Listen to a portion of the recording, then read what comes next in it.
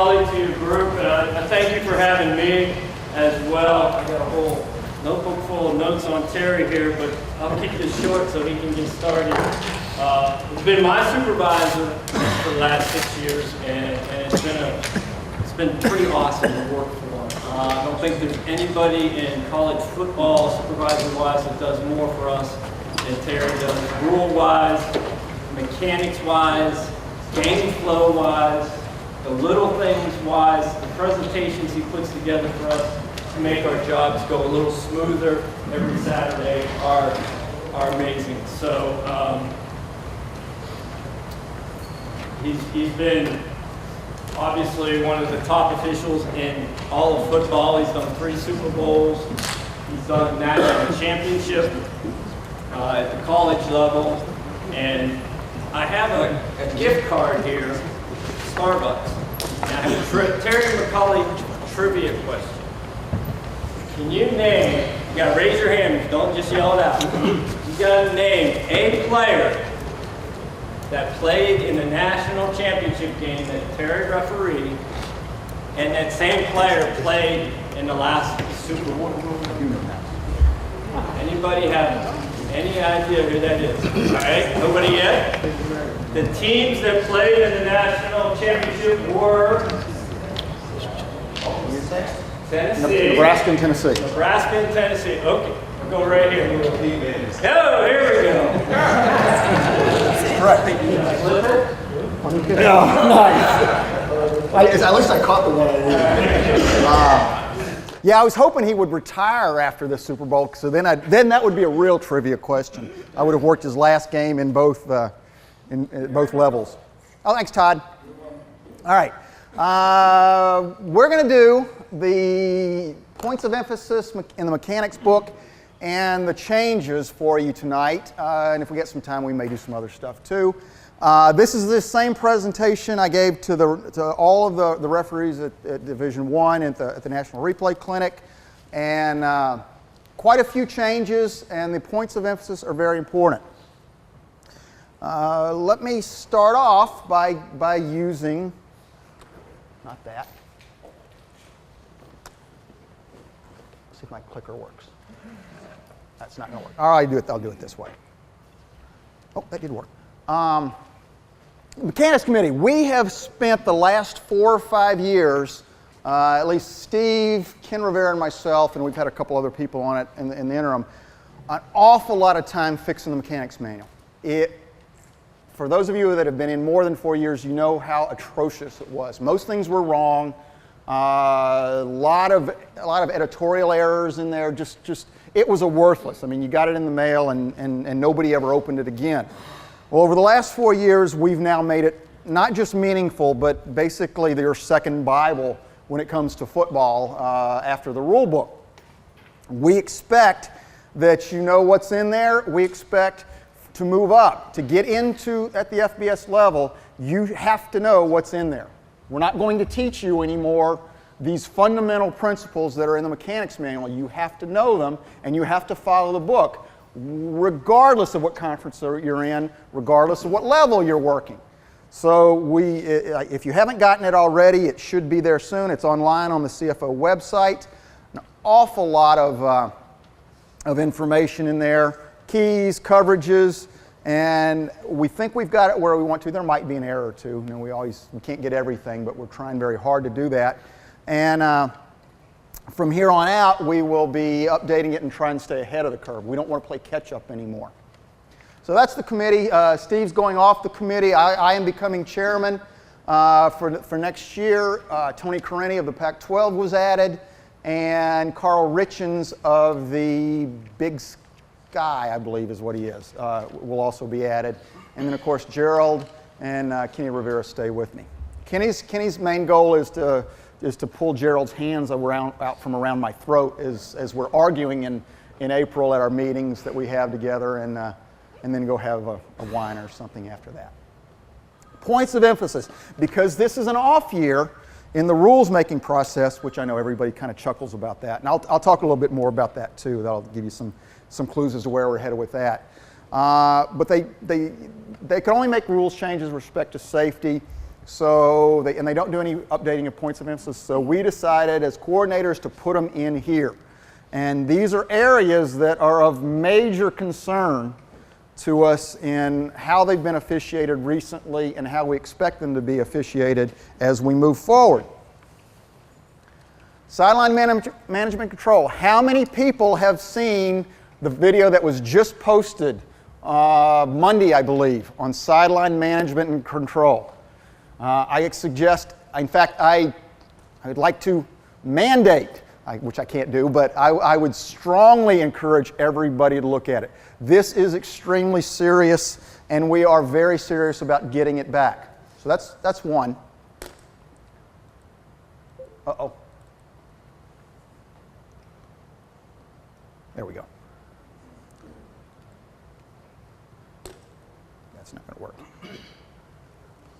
Player and sportsmanlike conduct fouls. Video goes up tomorrow on player and sportsmanlike conduct fouls. And talk a little bit more as we go through this. Targeting and dangerous contact fouls, that's going to be there probably for the rest of your lives. And then officials' responsibility on pace of play, very interesting topic. That video should go up on Friday talking about officials' responsibility and pace of play, and I'm going to give you some background on that as we go forward. So, sideline management control. There's really three areas we're concerned of, and for those of you that have seen the video, I think a couple of these are on there, and the third one is talked about indirectly. This is the big one.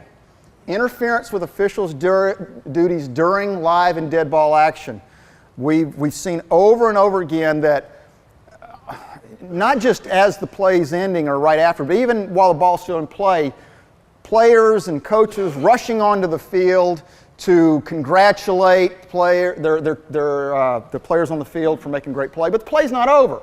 I know the ball may be dead technically, but it's not over. They've got to stay back until there's no more threat for foul. Let us finish our job, and then they can do some of the things they want to do, as Tony talked about. And by the way, I just thought he did an outstanding job. There's also going to be a documentation that'll be posted on the CFO website that we'll hand to coaches, and then you'll have as well that'll describe exactly the protocols involved in what we want to do. Entering the field in protest. This is out. This is done. We are not going to have coaches come onto the field in clearly demonstrably protesting our decisions. We're going to be somewhat lenient in some of the other areas because we know we have to bring this back reasonably because we've let it get out of control and we don't want to just want to start throwing flags left and right. This is going to stop. Entering the field in protest is going to stop. We want that penalized, as you saw in Tony's video. And entering the field to call plays. This is one that generated a lot of discussion with the coordinators because as officials, we don't like to trouble. I don't like that term, but that's kind of the general principle. Nobody's bothering me, so I'm going to let them do what they want to.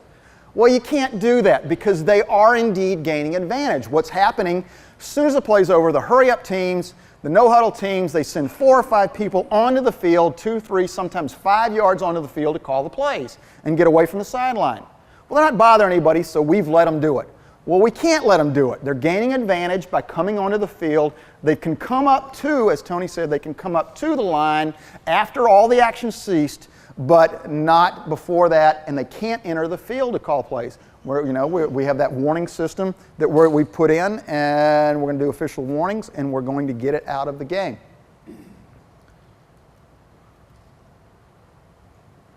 So, I can make that play. A couple of examples. Coaches entering the field. This is a 4th down stop.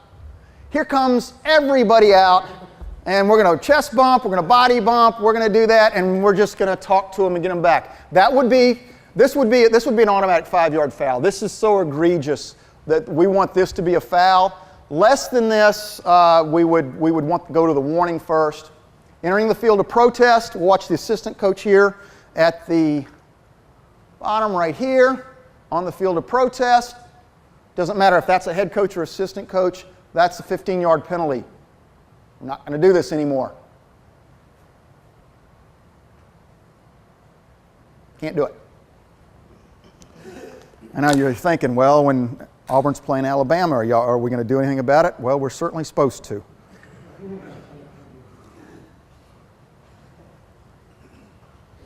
Yes? Before you leave that, change of possessions. Teams come and huddle out at numbers. Can't go to they can't do it at the numbers.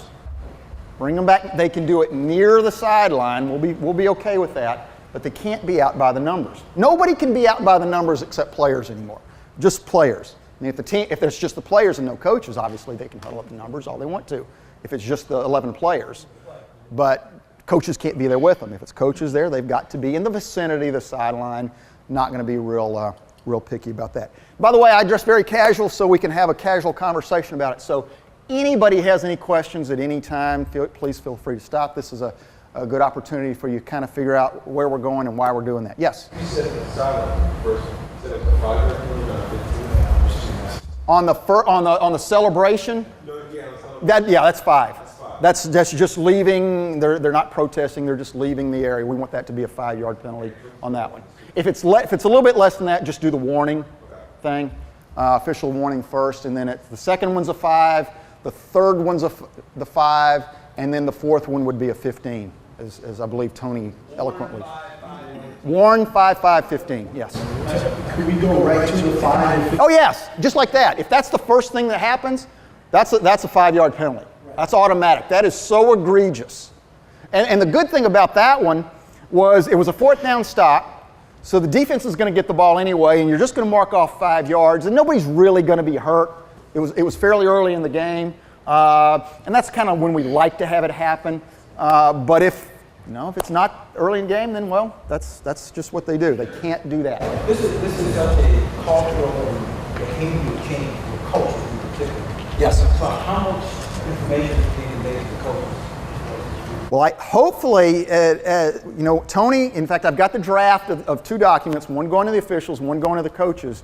When that goes out there, the onus is on, I believe the NCAA is going to send it out, but the onus is really on the coordinators to get it to all coaches, that they have this information up front. They know what they can do, what they can't do. We're not looking to penalize and go nuts right away, but we're looking to get this back to where we have control of the sidelines again, and they don't. It is so out of control, and it's our fault. But I've talked to a lot of coaches. We had our meetings in Florida, and I talked to them. First one question I ask is, do you ever need to enter the field to do your job? And of course, they don't.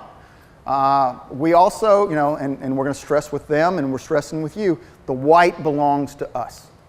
Before play, during play, and immediately after the play's over until they're clear. That belongs to us, period.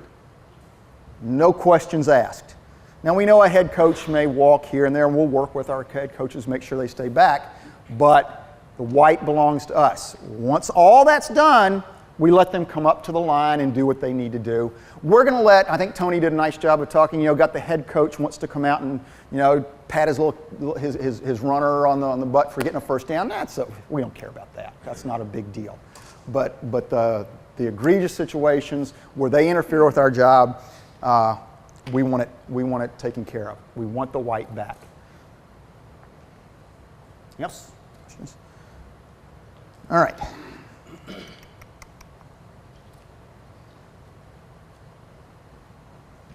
Yes. All right. Player. Celebrate. We're now going to categorize this. I don't think we've ever really broken it down. And on the video that's posted tomorrow, you'll see me, it's basically me 2 different sections. We're going to categorize celebratory and taunting. It's 2 different things. Even though it's under the same thing in the rule book, it's 2 different tolerance levels and 2 different ways we want it adjudicated. Celebratory is, players are excited, they take pride in themselves, they do some things. We leave a lot of leeway. We have the absolutes, and I'll talk about that in a second, the absolutes that are fouls in the celebratory world. But other than that, those are few and far between. Other than that, we leave it to you to determine what's prolonged or excessive. Warnings are given, a lot of leeway. Fine, and we're real happy with where we are right there with celebration. We got rid of two major things happened a few years ago. One, we got rid of you guys chasing the scoring player and attacking him, basically. We got rid of that. So that meant that the officials were standing back and able to see what was happening as opposed to rushing in there and getting all confused. And, you know, when you're too close, it creates a big problem. So that was a major help. The other was Roger's really excellent common sense note that he's going to put back out there sometime this week, I believe, that kind of updated a little bit, on common sense approach to enforcement of celebratory fouls. We are very, very happy with it right now, except we think players are just on the edge of starting to take liberties, go a little bit further than we like to go. And, you know, we'll see. You know, we have the Appendix F that I'll talk about. You know, we made it short. There were some things that I thought we should have put on there that didn't get on there. The other area is completely opposite. Taunting. Taunting is, we have zero tolerance for taunting. Under any circumstances, taunting an opponent, taunting actions against an opponent are a foul without warning, without regard to game situation. And I've got a couple of clips that I'll show you to demonstrate. But it's gone. There are no talk-tos. We saw over and over again this past year, particularly late in the season, of officials either completely ignoring or talking to players for taunting action. No, there's no reason a player needs to stand over an opponent. None. And we don't care how quick it is. There's no reason. It is a foul, and we want it out of the game. When I told our coaches in our conference this, when I was going through this, there was dead silence. Nobody argued it, but I know what they were doing. They were thinking, I've got about a dozen players that do this all the time that I've got to figure out how to get them to stop, because nobody likes it. And you got to do this the whole year. You got to do it you got to set the tone early. The earlier you can do this, opening kickoff, you don't get those kids going crazy. Fine to celebrate, fine to be happy they made the tackle, but when they taunt somebody on the opening kickoff, they get over in their face, they clap over them. It's a foul. It's a foul. And if you can get it on the opening kickoff, boy, is that great. That is absolutely the best thing that can happen to you. It really sets the tone, and it will save you a lot of problems earlier. Remain diligent throughout the season, throughout the game and throughout the season. This does not change. This does not change. I'm going to talk about the automatic fouls in a second. They're prolonged. All right. And again, finally, this emphasis. One reason that this became such a big deal is, as I was watching later, a lot of us were watching later in the season, you get these big rivalry games, and officials seem to think, well, it's a rivalry game, so they get to do what they want to. Well, no, they don't. It's no different than any other game. We want taunting penalized regardless of the game. And we also saw it, and you'll see a couple clips from bowl games that where it was just let go. So here's our list of automatic fouls. We put this in there. Some of them are in the rule book. Some you've probably heard before, but we wanted to get some absolutes. This is one way we hope we're going to keep the celebratory aspect under control, by letting players know what exactly you can't do, letting officials know that anytime these happen, it's going to be an automatic foul, such that maybe they don't keep extending it. Some things that got left off here that I had kind of fought for that we're going to look at as we move forward is the Superman thing. By the way, the throat slash is up here. The Superman is down here. If they do a quick Superman down here, they're fine. If they do it up here, they're subject to a foul, because I've been watching Superman since about 1964. And the S is down here. It is not up here by the neck. He doesn't wear a turtleneck with an S on it. He wears it down here. So the onus is on the player. If he's going to do the quick Superman, which I think should be a foul anyway, but automatically, but it's not, then he's got to make it look like it's down there. And then we also, the muscle pose, I think that's premeditated, a show-offy, but we didn't put that in this go-around. The Rules Committee is probably going to look at these and make some changes, I would think, over the course of next year. Yes? How about the new symbols on it? Nope, not automatic. Not automatic. We're pretty much going to let them do it up to a certain point, as long as it doesn't become taunting, or prolonged or excessive. You know, the quick. If he does it and it's just the quick thing like that and puts it right down, fine. If he does it for 20 yards as he's going around, that's a foul. So they didn't want to do that just yet. So know these by heart. We don't see a lot of them in college football, but one of the reasons I did this, one of the reasons we did this, I had 3 throat slash situations last year in 3 different games, and 2 of the coaches were adamant that they should have been warned instead of penalized. Adamant. Absolutely. They thought there's no way that's an automatic foul. Well, we're going to tell every coach now that things like that, and it always has been, but I guess we don't feel we were very clear about it in the past. Well, we're going to make ourselves perfectly clear. The throat slash is an automatic foul. So let's look at a few taunting plays. So we're taunting by the tackler. Standing over him.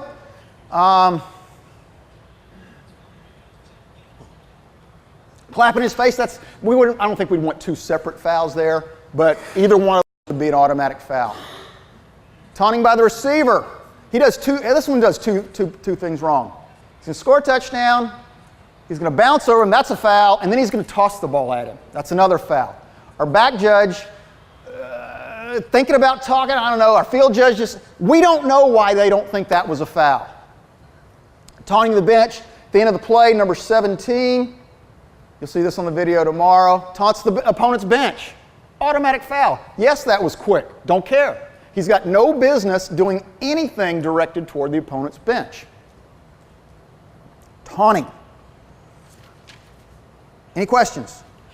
By the way, the first play we showed, when a player, and I'm not going to use the terminology in this particular one, when a player is over a player and he gets over him like this, I learned several years ago from a coach what that actually is, and there's a very derogatory. The players know exactly what they're doing when they do that, and it's unbelievably disrespectful.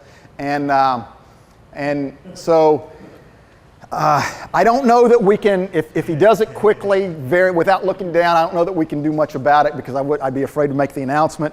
But if there's any delay at all as he's getting up, and you'll see a couple plays tomorrow on the video where they do this. Who's going to be the first referee to actually say that? No, they're better. I would strongly suggest nobody says that.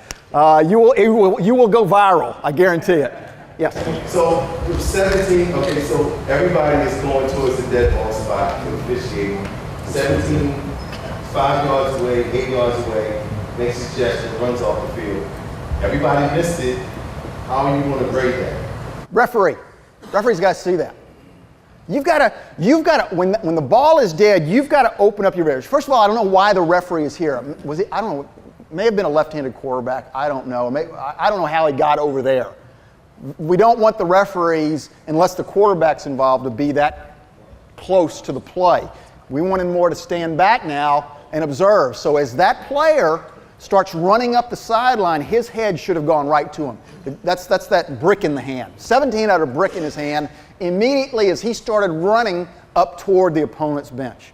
There's no reason for him to go that direction. So as an official on the field, anytime you see something like that, your head needs to turn. And by the way, I'm going to show some more taunting later when we're done with this, because this is so important.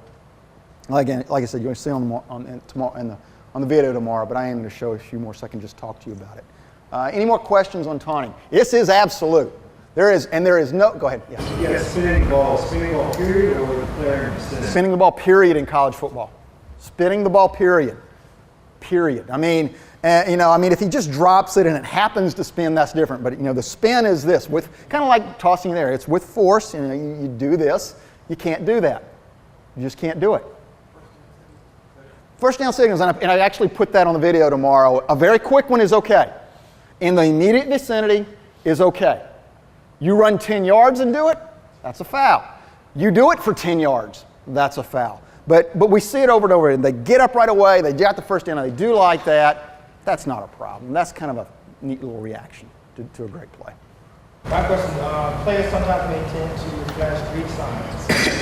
Flash what? Greek signs? Greek? Fraternity signs? If it's quick and doesn't draw attention to himself, I wouldn't know what it is anyway. I mean, if it becomes, it's like if it's prolonged, then it becomes a problem. And that's probably something you'd be in the warning area first. I don't know much about it. I mean, how would we make that announcement? You know, I don't like Phi Delta Gamma or whatever. I don't know. I don't go. Again, we're pretty happy with celebratory. I don't think we really have any other than the absolute list. We really don't have any changes in the way we want you officiating it right now. Very, very comfortable with it. We're trying to get this out there to manage, make sure it stays where it is and doesn't get any further. Taunting is the problem. That is an absolute problem in the game right now. Our conference actually went, and it's not just taunting actions, but in 2012 we had 8 total for the entire year, which is pretty darn good. You'd like 0, but that's pretty darn good. In 2013 we had 27. So it's about a 300% increase in 1 year. So our coaches are pretty much on notice that taunting is out. Any other questions? All right, targeting. I'm not going to spend a lot of time on this. There's so many other things. There's the Big 12 is going to do the targeting video in a couple of weeks, I believe. Just again, we weren't nearly as consistent as we had hoped we would be. We think we're going to be better, certainly when we have replay involved now that we're going to pick up the 15-yard penalty. We think we're going to probably over-officiate it a little bit from a human, I can't get in trouble if I throw standpoint versus if I don't throw, that's the only way I can get in trouble. We don't want to over-officiate it, but we think we're going to be more consistent. We also need a lot more consistency in replay. They far too often reversed a play that they didn't have the evidence to reverse, and sometimes they let stand one they should have reversed. So we need more consistency in replay as well.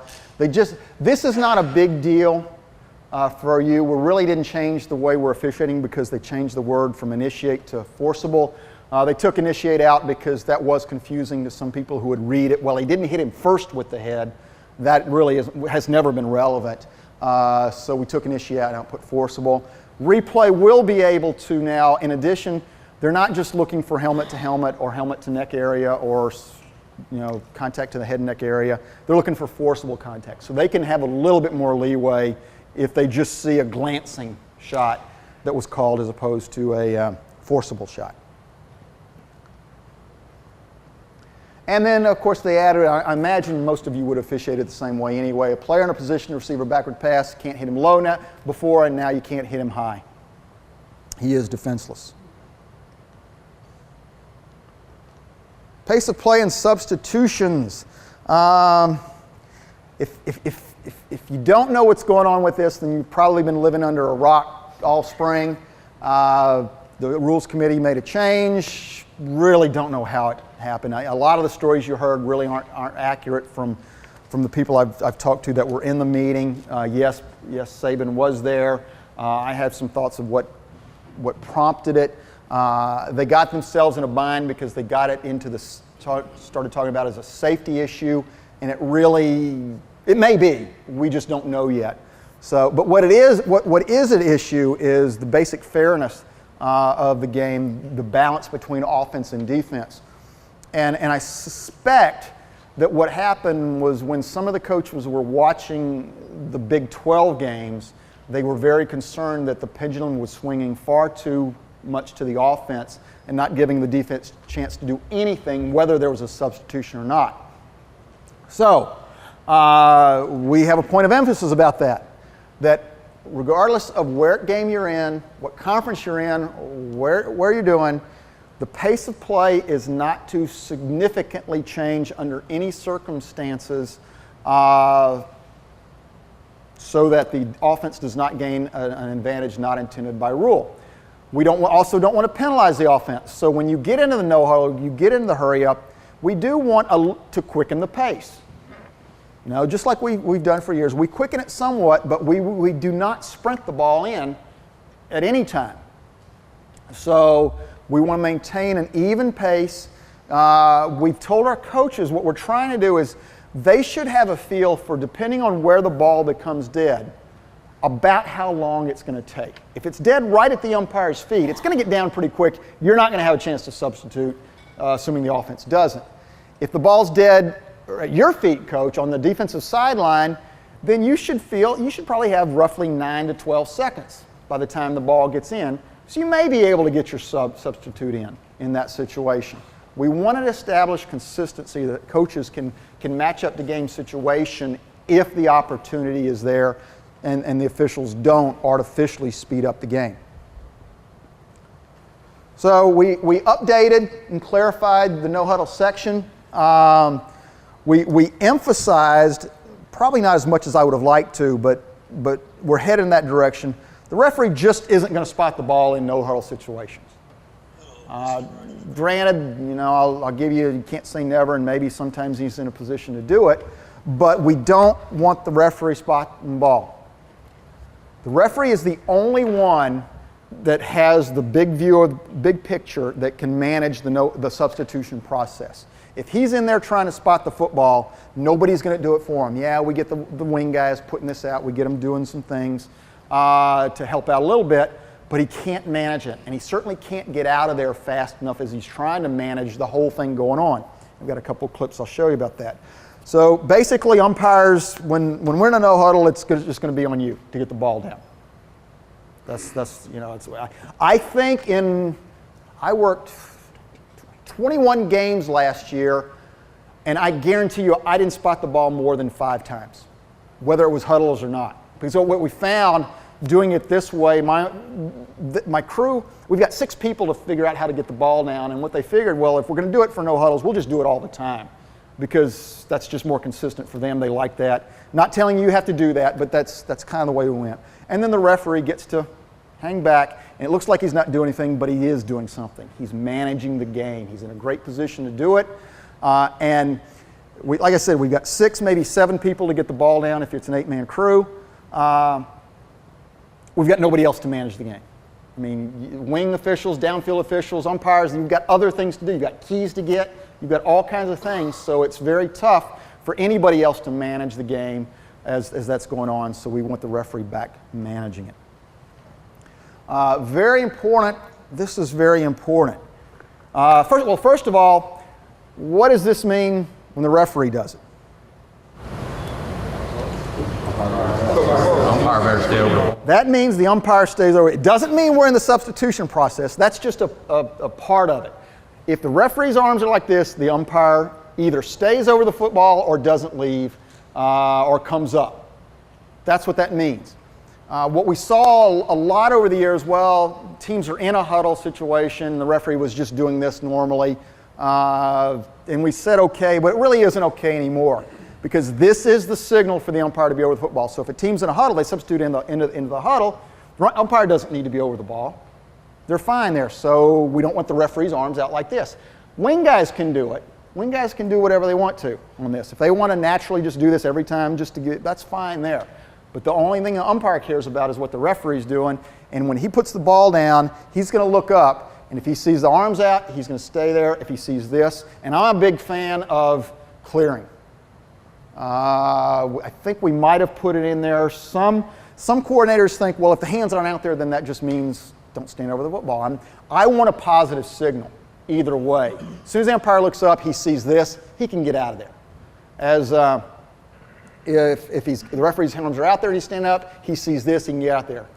It's just a positive indication for both officials that we're in the process.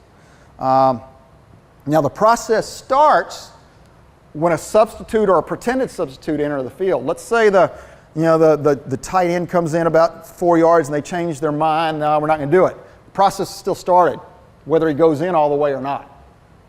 They've indicated a substitution. That gives the defense the opportunity to match up. Now, when does the 3 seconds start?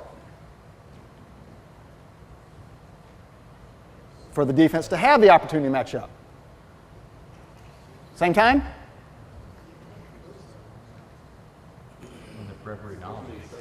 No. What was that? Yes. When the offense knows who's going out.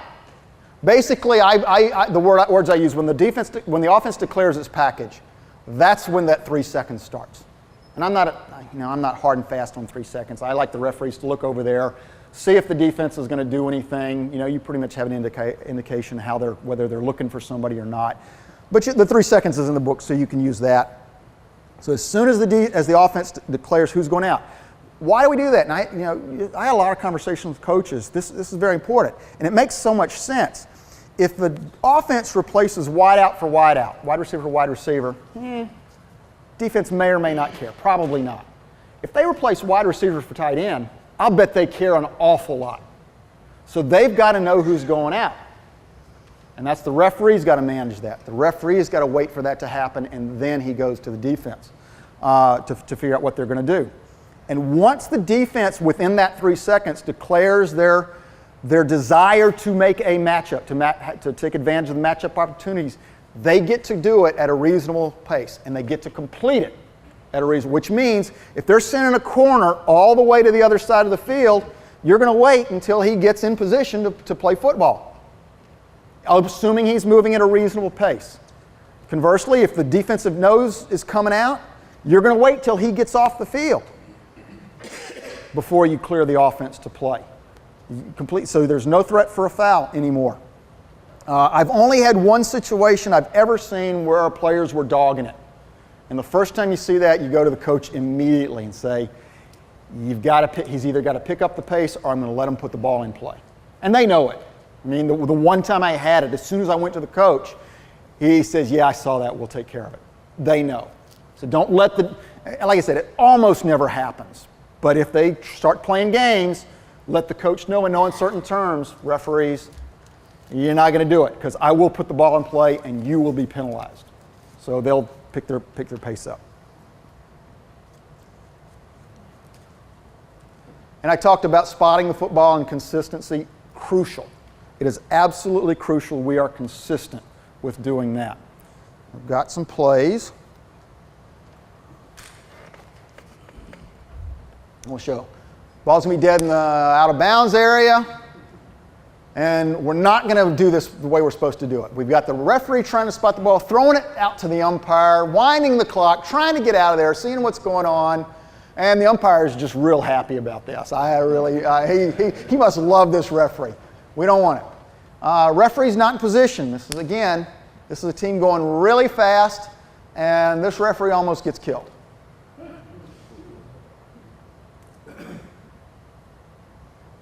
You certainly can't officiate. Because the other problem you've got, the other problem you've got is with the umpire spotting the football, he's got guard, center guard for false starts. Well, he can get some help with that from either the referee as he's trying to get out of there, or he can get some help from the line of scrimmage. Referee's got quarterback and backs. He's not going to get much help on false starts from anybody else. So we think it's imperative that the referee, when the snap's imminent, has to be in position to officiate.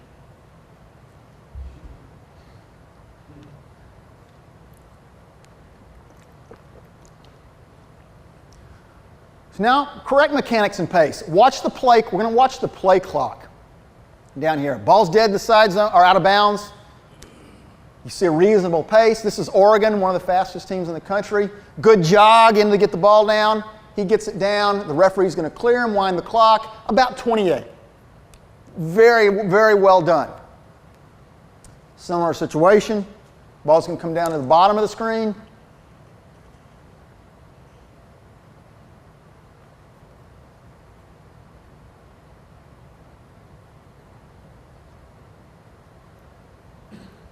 Ball in, coming back, about 27, maybe a little bit less, that's fine. Referee clears him, offense can snap the football.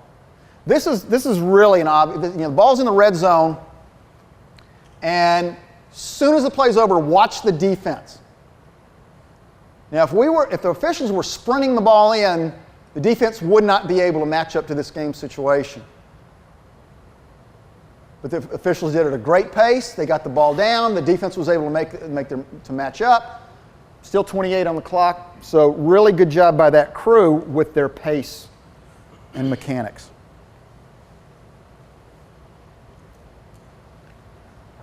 All right, any questions on game pace? Like I said, that video, yes.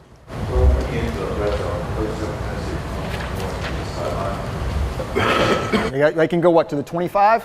Well, yeah, they come to 25, but they kind of just start becoming part of the field. No, they can't do that. They can't do that. You got to, and again, this is where you're going to work with them. Referees, you know, kind of in position, best position to kind of turn around, take a little glance.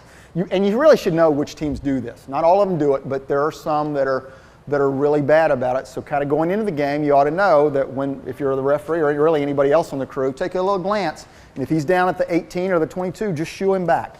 You know, just get him back. If they don't listen about the second time you try to shoo him back, give them the official warning. They can't do that because, as Tony talked about, the only time they can leave that box is to come down and call timeout or challenge a play. But be aware of it, and that's, you know, they're testing you on that. And if they say, well, he doesn't care if I'm down here, well, I'm going to go a little bit further, and then the other side's going to do it. Just take care of it early in the game. First chance you get, coach, you can't be out here. You can't be that far down. Get back to the 25. Any other questions? All right. Mechanics, we have some new philosophies, and again, we're almost playing catch up on some of these. It's the way we've told you to officiate for a long time, and now they're actually, you like to get those in writing so everybody knows the first year. Who's in their first year coming in to college football? Excellent. So know your philosophies. This is how we want the spirit of the rules to be enforced. We've done this for years. And you see this question, we've seen this question for years, and we still see every once in a while people wanting to call illegal motion. When in question, it's a false start and not illegal motion. If the man in motion misses the count, kill the play. Kill the play. Really the only time you're going to get an illegal motion is if he's shaving. If as he's in motion, he's shaving it. But if he cuts up too soon, kill it. Certainly maybe if the wideout is stepping up, just a normal step up as the ball's being snapped, that'd be an illegal motion. But anytime they miss the snap count, it becomes a false start. If a player is illegally blocked or held into the tackle, no foul should be called unless the action is a personal foul or an element of time between the block and the tackle. The comeback on this one is, well, what if the other team commits a foul and this would offset it? This is advantage, disadvantage, we don't care. We're dealing with that particular situation in that particular time. It doesn't matter what else is going on anywhere else on the field. So if he's held into the tackle, and he basically doesn't gain any yardage after that, no foul. Watch the left guard on this play. Forget the fact that it may not be a foul because he was pushed. Let's say he throws him down right into the runner and he's tackled right there. We don't want that call. We don't want it called. If the runner happened to escape, then we'd want it called. Have a little bit of a late flag at that point. Yes. On that false start of the motion thing, your first play of the Super Bowl was basically that, wasn't it? And you want the illegal motion. All right, I'll tell y'all a story that very few people know. About midway during the season last year, my boss had said, well, if the quarterback's in shotgun and he's moving up as the ball's being snapped to call plays or whatever, let's just shut it down for a false start. So going into that play, the guideline was make that a false start, and I knew that. Sometimes experience kind of takes over and says, well, maybe that's just not the right thing to do. Because if I'd shut that play down, it's very likely Seattle would have recovered it and we'd have taken 7 points or 6 points off the board. And they'd still be talking about it. It was blessed immediately after the game by the boss coming in and saying, I'm really glad you didn't shut that play down. Because there hasn't been a word said about it, has there? And sometimes common sense has to take over. The whole world, nobody in the world thought there was a false start on that play. Manning had just taken basically one step. I talked to Dean and said, well, what if, maybe he gets all the way up to the center and does it. Yeah, that's a little different story. But just that first step, no, that's not, he's not simulating action at the snap. There's no way we could have put it in that category. So Dean's pretty sharp, and he kind of recognized that. From here on out, that's illegal motion. I can guarantee you they're not. I'm pretty sure they're not going to change that. There were some emails, I understand, flying around by 16 other people that thought it should have been a false start, and it's not anymore. So that's just the way we did it. I just can't imagine. I mean, it would have been a disaster if we'd killed that play. Yes, that's illegal. In fact, it really, no matter what he's doing, and unless he's running, unless he misses the snap count and he starts, or he's a wildcat or whatever, then it's just going to be illegal motion. Because I know there's some talk of making any pre-snap foul a dead ball foul. I don't think we're going to get there. I'm not in favor of it myself, but so there's some talk about doing that. But right now, that's just illegal motion. Let the play go. Let the play go. All right. What is this? If illegal. Oh, okay. A lot more discussion about this than I thought there'd be. There's two situations. A runner trying to advance upfield, and he gets hit at the sideline. Unless that foot's clearly down, it's not out of bounds. It's not a foul. It's just not a foul. Obviously, maybe if he jumps, then everybody goes out of bounds. There's some unusual situations. But generally, we want the foot clearly down out of bounds, then contact, before we have a late hit out of bounds. The other situation is when you've got the quarterback who just wants to end the play. He's given himself up. He's just giving himself up. He's not advancing whatsoever. In fact, a lot of times he's retreating to avoid contact. At that point, if his foot's in the air, crossing the sideline, and he gets blown up, punished, forcible contact with intent to punish the player who's given himself up, then we want a foul for that. I don't have any video of that. We don't see that very often.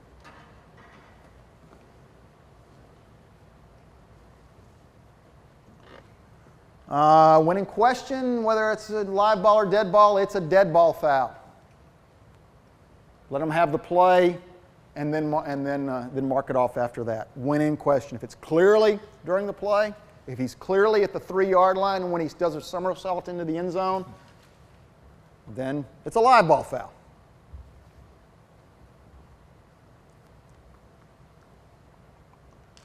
When in question, we've done this for years. Charge team timeout precedes a foul that prevents the snap.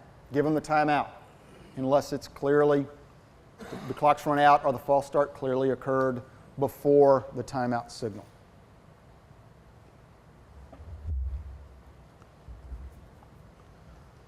Pre-game meeting with coaches. A lot of discussion on this. It's now at 90 minutes. 90 minutes. And it wasn't on here. I think we just decided this at the coordinators meeting in June. You're going to go to the home team first, because they're the ones that generally have recruits and things like that in. They need to get it done first. You're going to go to the home team first at 90 minutes, followed by the visiting team, the referee and the umpire. Except, if you're in a conference that's going to elect to do this, in conference games only, you can send other officials to do this. What does that mean? It means a lot of good things in my mind. It means both meetings occur at 90 minutes. So one coach isn't stuck waiting. It means that the referee and umpire don't have to leave the locker room and do all this other stuff and then get back and rush to fill everybody in on what the coaches said. So our conference is going to send the sideline officials, the 2 sideline officials that are on that coach's side in the first half. They're going to go visit the coaches at the same time in conference games only. I'm almost willing to bet this will be all games next year. A lot of positives to this. One I've said for years, that if a referee goes and visits a coach and the coach has one of these crazy questions, it's very difficult for the referee, the guy in charge, to go say, Coach, I'm really not sure. Let me go check with the other guys. I'll let you know. That just doesn't work real well. Whereas if you send Joe Linesman to see him, Coach, that's a great question. I'm pretty sure it's this, but I'm going to talk to Mark, and he's going to meet you out on the field, and he's going to let you know exactly what this is. And the coach is going to say, fine. had it happen more times than you can imagine. It's always, it seems to be okay that we can do that because these coaches come up with some crazy things, and it's very difficult for the referee to say, I don't know.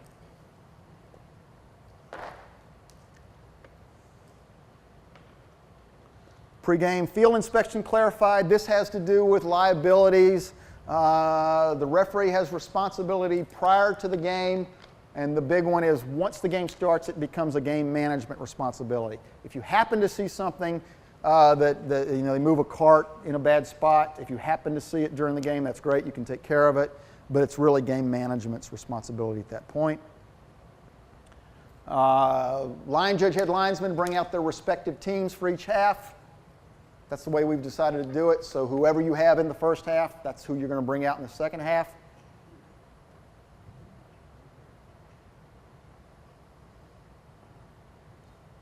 Yes? So as far as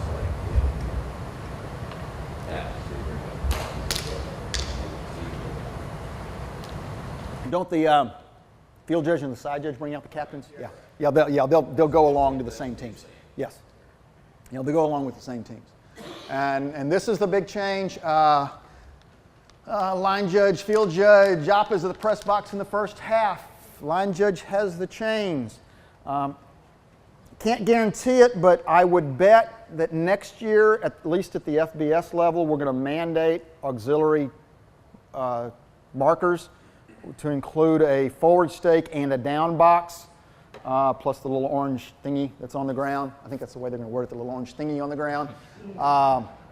At that point, the reason for not moving the chains at halftime is going to go away, and then we can get the head linesmen back to having the chains all the time. Cheers from our line judges. Cheers from our line judges. Yes. That's the way it should be. My hunch is for for Division 2s and 3s, they will make it like in 2032 that they have to do it because they can't afford a box and a down box until 2032. But I think that's where we're headed. Really actually surprised that this happened, but I think the coordinators were so unhappy that Prop last year threw it out when we were moving the chains that they said, well, we'll show them, we'll take it out of their hands and we'll do it ourselves. Coaches have been very, very warm, very warm to this. Coaches like this. The general response is, that's great. Coach X isn't going to have his ear for 4 quarters now. They're really happy about that. Plus, they're really happy they get to have a conversation with all 4 guys at some point during the game, and that's very beneficial. It's also very beneficial that if you screw a coach in the first half, you get to get out of there and you don't see him again in the second half. That's great. And then the guy that comes over there says, boy, you're right, coach, that really did stink. I'm glad to be over here with you. So the field judge, side judge duties switch on measurements depending on which side of the field you're on. Kind of makes sense. Sideline officials switch at halftime, of course they do. Head linesman responsible for the game ball before the opening kickoff. Head linesman is now, because he's on the press box side. That's where the ball is going to come in. No changes to other mechanics. I got so many questions. Well, what about keys? What about this? What about that? What are the umpire and that? No other changes to mechanics for anybody. Back judge and umpire are going to stay on the same side for kickoffs. They're not going to go with their partner that they've been with for years. They're just going to stay on the same side. And I can't even remember which side they go on, so I'm sure you guys know. I just know I go in the middle of the field, and that's all that's important to me.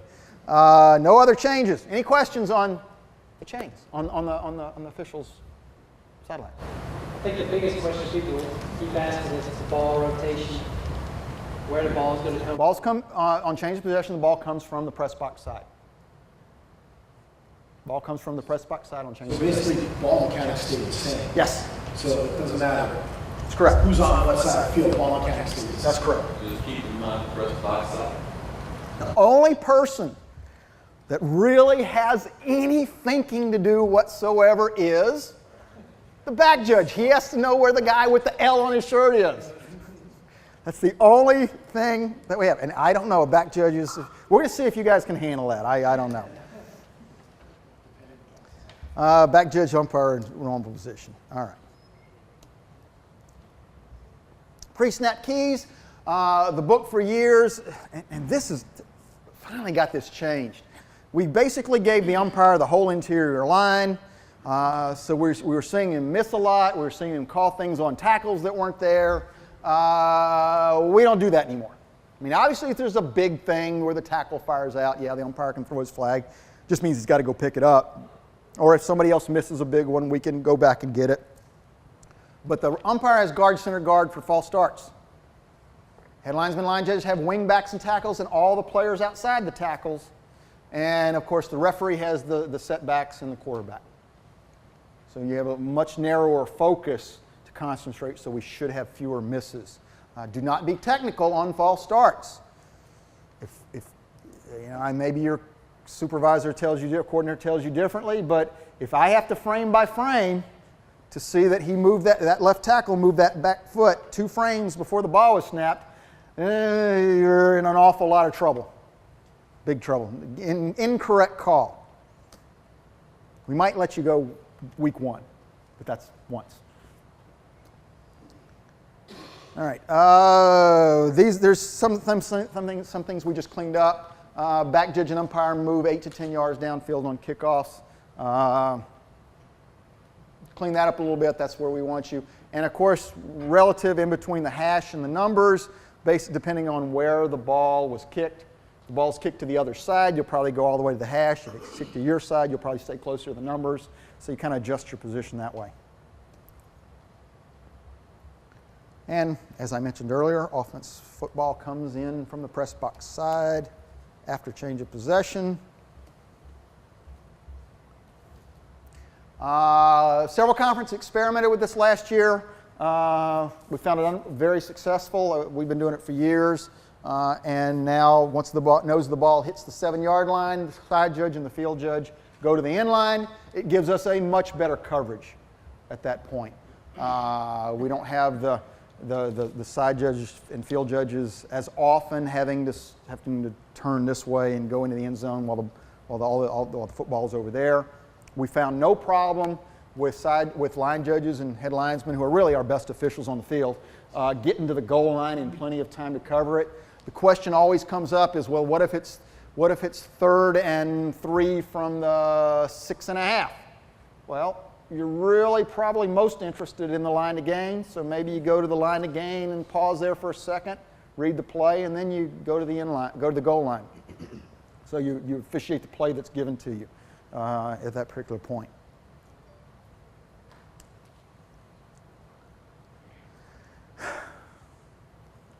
I don't know why we changed this. I really, I know the vote was 10-2, and previously the ball snapped between the 20 and the 25.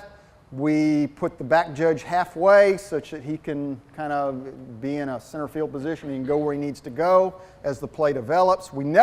I never saw any problem with him going either up to the goal line as necessary or back to the end line as necessary, but apparently other coordinators did. So like I said, vote was 10-2, and we're moving him at the 25-yard line to the end line. And that's really, just seems like a long way to me. But that's where he is. So he's either on the goal line outside the 25, or he's on the end line at the 25.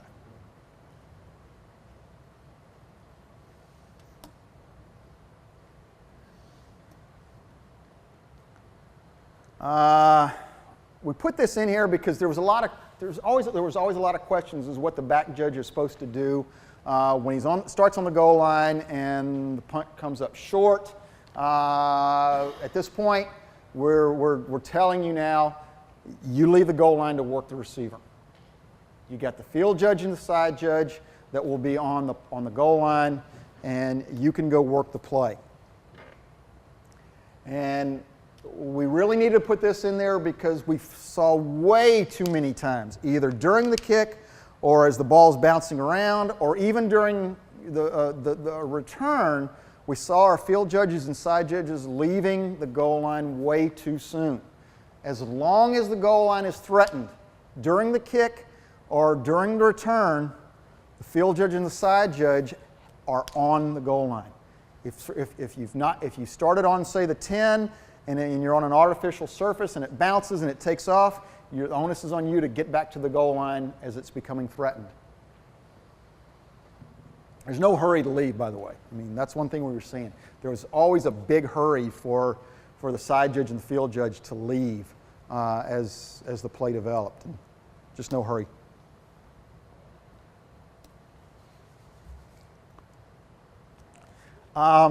We had in there, the umpire used to be in the middle of the field and marked off penalties after that are enforced on kickoffs, and for some reason it was an oversight that it did get changed many, many years ago. So we put in there correctly. So the back judge is going to enforce, and we don't ever want to see a silly back judge giving a silly signal again. It is the most ridiculous thing. I mean, umpire signals were better than back judges. And I don't know who they thought was watching them, by the way. It was just nuts. The referee's already announced it. He's already given the signal. The back judge just go to the spot where we're going to kick off. No more signals from back judges on kickoffs. For TV games, and this has to do with whether a timeout's a floater for a radio or not. If you happen to be some of you may be red hats, but you move to the top of the numbers for a full timeout and the bottom of the numbers for a floater. So everybody knows whether it's a full or a floater.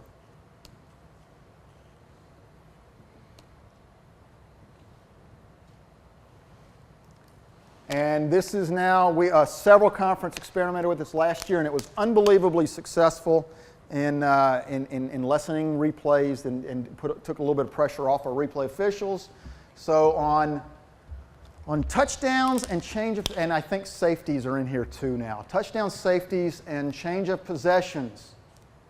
And I don't think this is in the book. I think it was an oversight. The referee will not put the ball in play until he gets a thumbs up from the sideline tech. So no longer do the referees have to, well, I've waited long enough, let's put the ball in play and put some pressure on the replay. But we're gonna get a thumbs up, which doesn't necessarily mean it's a confirmation. Maybe the replay's decided that he's just not going to stop it because there cannot be a decision, or it's the game's 72-2 or whatever. So doesn't necessarily, but in most cases it's going to mean a conversation. Our coaches love this. They knew they didn't have to challenge anymore. And then yes. If we don't get a thumbs up, I assume we get buzzed. Yes, that's the other option. There's either a buzz or a thumbs up. One of the two has to happen. Yes, correct. Good question. And then we changed a few signals. What we felt was that the signal for okay is this, and the signal for not okay is this. It's too similar.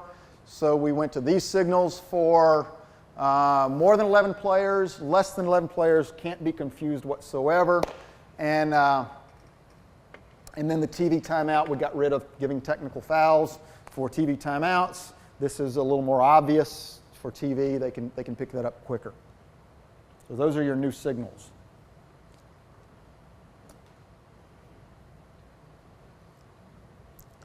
Any referees in here? A few referees in here. Memorize these. If targeting is the only reason anything was called, then there really isn't a change. That's the only reason that a flag was thrown, was that one player targeted another player.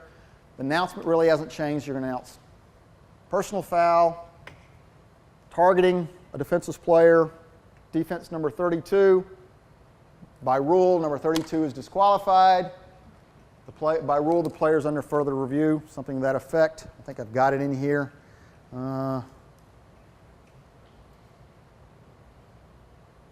No, maybe I didn't put that in there, but no change there.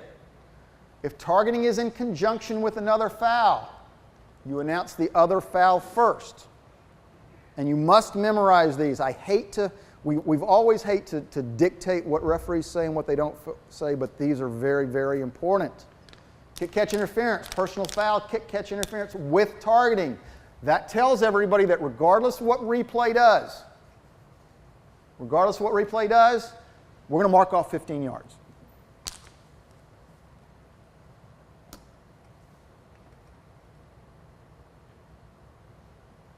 Late hit, another example, personal foul, late hit with targeting. We're going to mark off 15 yards no matter what. If the only thing we announce is targeting, then if replay reverses, then we will pick up the 15-yard penalty. And roughing the passer, if it's the only reason, referees, if it's the only reason you threw a flag, do not announce roughing the passer. Just announce the targeting aspect. If that's the only reason, it wasn't late, it wasn't, he didn't bury him, he didn't do something else, and by the way, we'll probably rewrite the roughing the passer rule next year to make this more clear. But then you just announce that. And because we got the rule change on any personal foul during or prior to a pass can be tacked on if it's completed beyond the line and there's no change of possession, then because we have that, it doesn't matter that you've only announced targeting because it's no longer. Expect that next year, by the way, defensive fouls, our offensive fouls will be tacked on if there's an interception. So just hold that. Not this year, but next year, expect that to happen. We want to get away from any personal fouls not being able to be declined or needing to be declined. So if it's also a late hit on the passer, it's going to be a roughing the passer no matter what. Personal foul roughing the passer with targeting, defense, blah, blah, blah. Means no matter what replay does, we're going to mark it off. When in doubt, this is what you're going to do. If there's any question in your mind, any question whatsoever, whether it was something else, then put it in there. You shouldn't have made it that close. So it's very tough for one person to see. With the 8-man crew, we think we'll have a little bit of help from the center judge on some of these so there can be some kind of conversation. Speaking of which, any questions on targeting announcements? Memorize those? Yes, Jeff? If there is a game without replay review, what is the second half announcement when we come back? Well, you get to make that up. You get to... because you do want to announce it. That's a great question. I mean, I assume, if it's upheld, then we would say after review.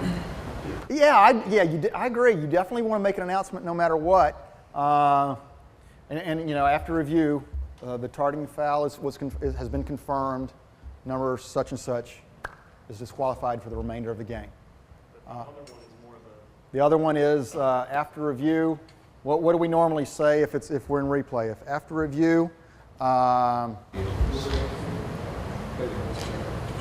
There's no targeting on the play. 32 may resume play? Or? By rule number 32, May return to the game. Will remain in the game. Something like that. Good question. We didn't dictate that. We kind of left that a little bit more because there may be specific verbiage you want to use for a specific instance. Would you announce with the first half targeting foul? Would you announce that it will be reviewed at halftime? I think that's a great. If your conference does that, I think that's a great idea. By rule, the play will be reviewed at halftime if it's in the first half. I think that's a great idea. Good point. In fact, I'll make notes of this. We'll put a lot of that in the book next year. That's good stuff. Yes? You were talking about personal foul next year to maybe change. Are you guys looking at the 5 versus 15 kind of thing? No, probably not. I don't think we'll get to that point. Sometimes that just gets really complex, and I understand why the NFL does it, but I don't think we'll get there. I'd be surprised if we do, but you never know. All right, mechanics for the 8th official are in there. They're very, very general, extremely general. So general, in fact, that we're basically still experimenting with it. I think some of the conferences will do some different things. I know we're going to do some things a little bit different as far as keys go than others. We did decide that the center judge will mark off all fouls on 8-man crews, as opposed to the umpire ever being involved. And then we put in duties of the alternate official, just to be complete, because many conferences use that. I think that's it. All right, any questions on that? Lots of changes. If y'all want to take 5, we'll show a little bit more video on taunting and stuff, if you're interested. We'll show a little more video on some stuff. I'll get that set up. And all right, Taunting. This will be the first play you see on the video. For some reason, my guys felt that this is okay, and it was all we're going to do is talk to him. No, no. And look at the time on this.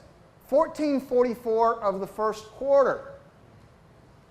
Sure would have been nice to get this out of the game at 14:44 of the first quarter.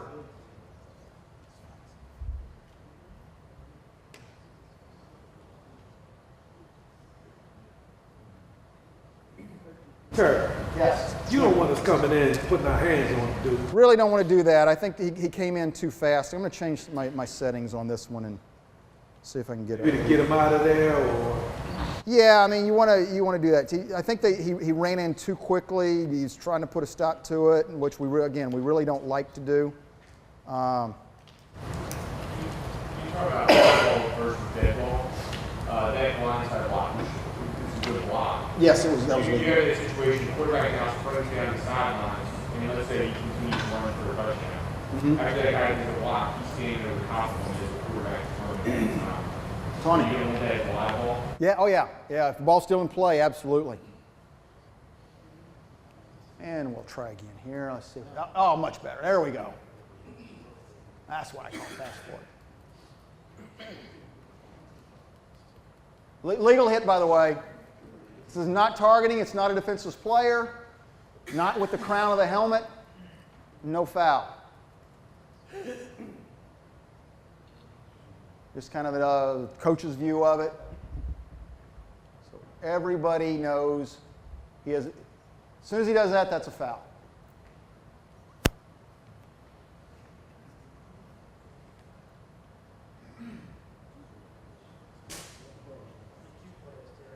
What's that? I see two players that actually even the hit and the other person. I'd be okay with the second one too.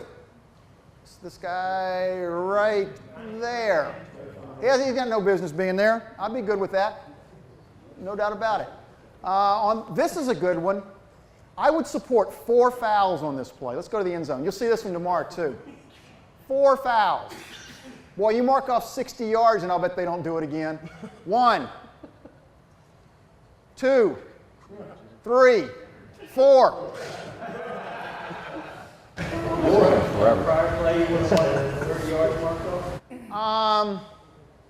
On this one, I don't know that the second one's as obvious. I don't know that the second one's as obvious. We're probably going to be dealing with the first one, and as long as we get that one, I'd be okay. The second one's not quite as bad. It's certainly not as bad as this one. Maybe we're not going to. We at least want one. We didn't get any on this particular play, but I'd sure support it. And here's the tackler at the end. We know exactly what he's doing. You know, I think when I first put this on the off-season training video, I said I'd be okay with a warning. Well, I've really changed my mind since then. That's a foul. That's a foul right there. And this is one of my favorite plays. You'll see this. I'll talk about it on the video tomorrow. I'm okay with number 9. He's moving away. And again, I didn't talk about it earlier, but and I talk a lot about it on the video, is actions. We're talking about taunting actions as opposed to verbiage. I really don't know what he's saying, if anything. But the fact that he's moving away from him, maybe talk to, maybe not. But he's not over him doing this. He's moving backwards. He's pretty excited. I'm okay with that. And, I mean, if he does that right over him and stays there, that's a foul. What 34 does is a foul. This is a situation where, you know, we actually have number 83 coming out onto the field. I'd be good with a warning. Remember what we said, a coach come out a little bit to congratulate his player. Maybe he's okay. Maybe at this point he's seen if the opponent's okay. Warning would be perfectly reasonable. Yes. I see the play you just showed. Sometimes the player knows he did a good hit or whatever, and he's walking over, and you got the receiver or running back getting up like you didn't do anything. What you gonna do then? You want to give a warning? You know what I mean? For this? No, I'm just saying. Just an example. He's not hurt, but he's getting up, and he's walking over him. See how he walked over him? Like he just raised up. That's a foul. I don't want a warning. I want a foul. He's got no business Walking over here. I'm talking about the defensive player guy. He just walks over. You know how they do it. He's just walking over. You're not looking down. If it's part of his momentum and he can't stop himself, that's one thing. But if all he does is walk over, Like you didn't do anything, and he gets up and he's on his neck, and then it's causing a problem. he doesn't need to be over him. Call the foul. Go around. I mean, if it's part of the continuing action, that's a whole different story.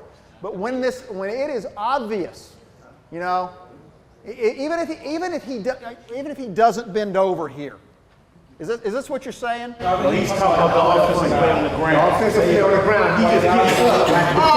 The offensive guy, and the defense has defense to hit him. He's just walking, just getting over him, you know, not even looking down. The offensive player gets up. Yeah, just a talk to. That's a talk to. I mean, he's just he may not know he's there or whatever.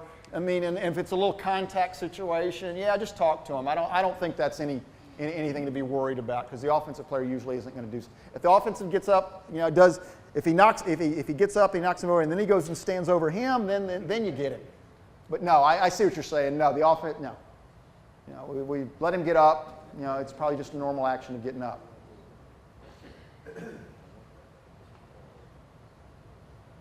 Foul. Doesn't matter how quick it is. See the end zone of this? How many of you would have penalized that right off the bat last year? Nobody. I know, and that's not your fault.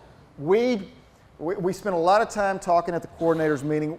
Even though this has been a point of emphasis, we did not really emphasize it. We did not make it perfectly clear that this needs to get out of the game, but it does. This is a muscle pose. And I'll talk a little about it. In and of itself, it is not necessarily a foul. You do it over somebody, it is an automatic foul.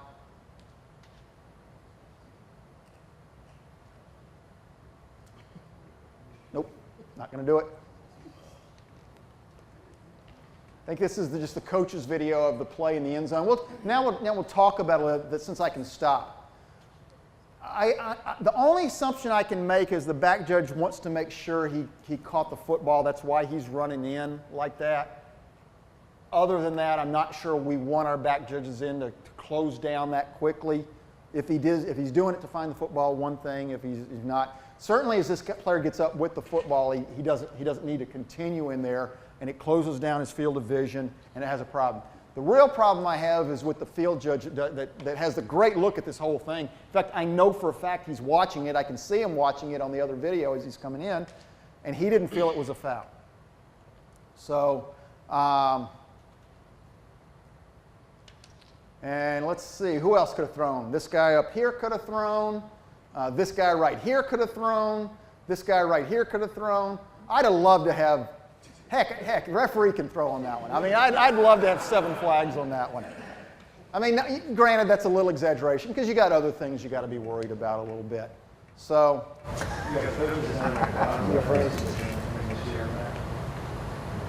coaches, right here? Yeah. Probably not. I mean, you've got a touchdown situation. I'm not sure that we're going to become that. You know, you've got to get players out there. Congratulations. I don't think we want to be that concerned with that particular action after a score way away from the play like that. So you say after score, like Coach wants to give this guy a high five and go with that?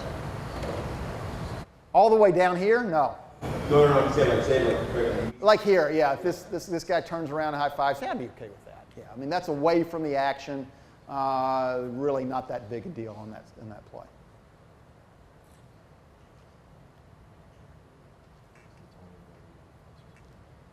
So Terry, maybe I'm just going too fast for you to see what happened there. I can't. On the last one, that's the one I showed earlier with the player. First of all, he bounces right on top of him, right there, and then he tosses the ball right at his feet. Maybe I need to get out of it. There we go. I can get out of the way. I got a really long cord here. Let me ask you, beside him tossing the ball, I understand the bounce. I mean, what's happening with football now is marked because of the concerns of safety. Mm-hmm. Let's say he didn't toss the ball. Still a foul. Are we taking away the emotions, spontaneous emotions of this game? No. If he had turned around and done that away from the opponent, that's fine. You don't taunt the opponent. It's disrespectful. Football. That's who he beat. He beat him. So. Yes, that's right. He's already done. Everybody knows he's done it. He doesn't have to. He doesn't have to do anything else. Everybody knows that he's done. This guy's on the ground. He beat the heck out of him. Made a great play. Now you're going to taunt the guy? Are you supervising the supporters of that? Absolutely, and I believe that's my last phrase. I guarantee you will be supported. This is pretty much unanimous. Rogers is adamant. I'm adamant. I mean, we've had a long conversation. All these plays, the coordinator saw all these plays in June, and there's no taunting is out of the game. Even probably, I won't mention his name, the least likely coordinator to ever want a flag thrown is absolutely 100% on this page. I guarantee it. I guarantee you he is. We want taunting out of the game. The NFL's doing a great job getting taunting out of the game. We're going to continue it. Taunting, you do not taunt an opponent under any circumstances. At the end of this play, for some reason our guys felt legal play. Everybody, runner still in bounds, just throws him down. He can do that. This is not legal. Taunting. This guy right here. He's standing. He's not over. There's no actions. He doesn't do anything. And he may be talking. I don't care. I mean, if it crosses the line of decency, I talk about that. That's a whole other story. But he's kind of just standing there. The other guy comes in. This is the aggressor right here. This is the aggressor, complete aggressor right here. This is a foul on this player right here. And this coach knows it should have been a foul on that player right there.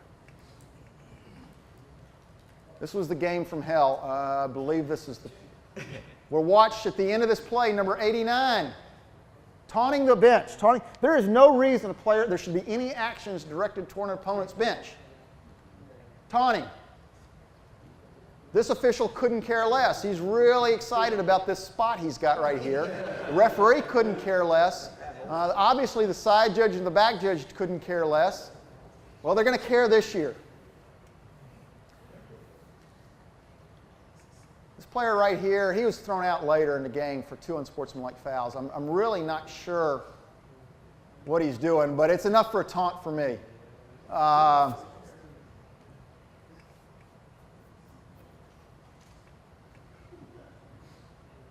believe this one, another taunting the bench, which by the way, the back judge called this. This crew actually got it from the back judge position. We'll show the end zone. Let's watch our side judge. He couldn't care less. He just doesn't think that's a foul. He wants a football, And this is the one I showed earlier with number 17, the end of the play. This is perfectly fine. That's excitement. We're going the other way. We're not facing anybody. We're not taunting. There's no taunting actions involved. Good, good excited celebration. We're good with that. Let's play. You'll see on the video as well. Big hit. Big hit on the returner. He's going to make him fumble. And let's watch what he does. Points, gets over him, causes a push, which wouldn't be anything. We always want to get the guy that starts it. Foul. If that ball still happens to be rolling around when he does it, offense is going to get the ball back, aren't they? And then the throat slashes. Big stop on third down. 1, 2. That coach thought that should have been a warning.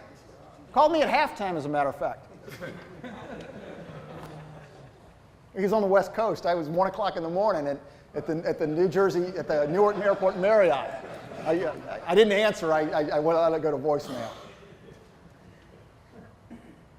More throat slashes. Probably the call of the year. Okay, look at it. Let's set this play up. If you want to officiate this level, this is what we really like you to do. So we got an interception, right? Long return, right?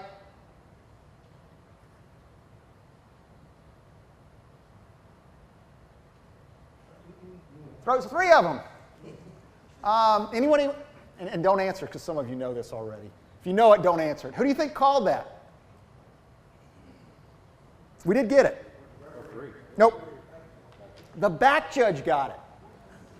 We was with him last week, and we accused him of watching the video screen. Because he had to be 50 yards away. I don't see how he possibly could have seen that. I was really glad he did, obviously, but... Would you care if he did call it last thing over the video screen? Probably not. I mean, if that's the way you're going to get it. I mean, however, whatever it takes to get that one, I'm good with.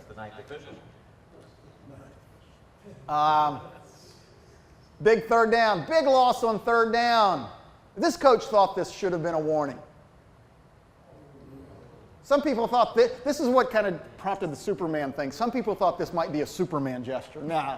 Trust me, I'm not that stupid. This is taunting. I mean, this is a throat slash and is an automatic foul. So now we go into a few plays that I showed. Dancing. Whether it's good or bad dancing doesn't matter. It's still a foul. This should have been penalized. It's why it's on the list, because we didn't penalize it. And we just have one more look at it. I'm pretty old, so is this good dancing? Younger officials, is this good dancing or bad dancing? Bad dancing? Horrible? All right, that's good. Good to know. I can use that. Did you get the ball spin on that one? What did he spin the ball? No, that's not a spin. He's just letting it go.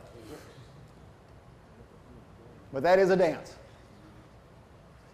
Now, I don't even have to ask whether this is good or bad. I know that's bad dancing. I mean, I don't care if I'm 102 years old. That's bad dancing wherever you are. But it's also an automatic foul. Okay, this one, watch, this is our same player right here. And really don't know what he's doing.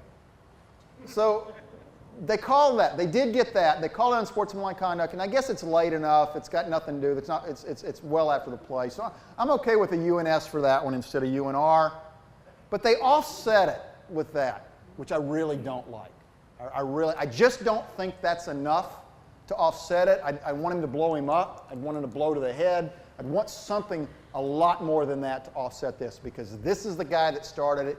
He's the aggressor. That wouldn't have happened if he didn't do that. Get the first guy and leave it alone, unless it's a secondary act that is so obvious. Blow to the head, blow up, something like that you just have to get. So we don't want that. No offset on this play. I really don't know what he's doing there. It's just nuts.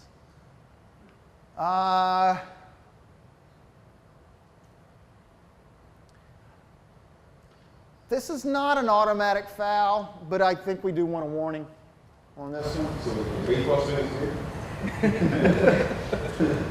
Boy, it's just barely okay without warning. You do want to warn on this one. Not prolonged excessive. It's not on the automatic list. I would want a warning, though. We got pretty good, as I talked about. This is not a foul for diving into the end zone. Why not? He's threatened. He's threatened. We got pretty good at that. We've cleaned that one up very nicely. This is not a foul. Doesn't do it with force, just kind of drops the ball. He's probably a little more upset with himself that he didn't get further, so no foul there. No foul there. He's just excited. He made a great play.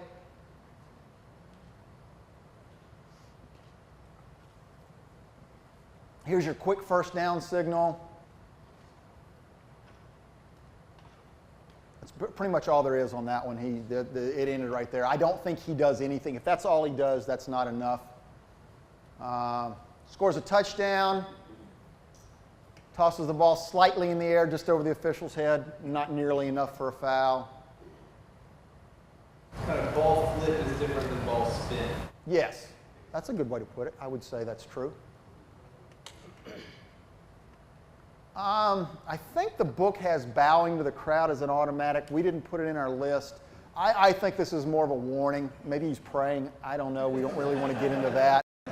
You know, Buddha, or I don't know, he's looking to the west or Mecca or whatever it is. I don't know. So those are some things that are okay. It's funny when I'm going to do a video for our teams, and our coach says, please don't show any of those things that they can do. They don't want to deal with that. Quarterback low hits for our referees. New rule.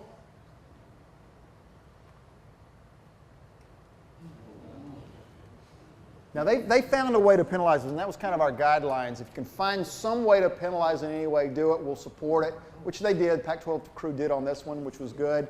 But this is what we're talking about. And it's funny, in talking to the coaches, one thing the defensive coaches mentioned, and they really didn't have a problem with this one, because what they're seeing is that defender actually accelerates into the knee. He actually accelerates. He doesn't stop and try and avoid. He accelerates into him. So even the defensive coaches were good with that type of action being a foul.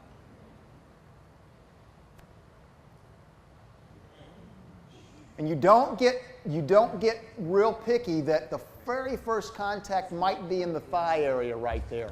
The forcible contact is at the knee, so that becomes a foul.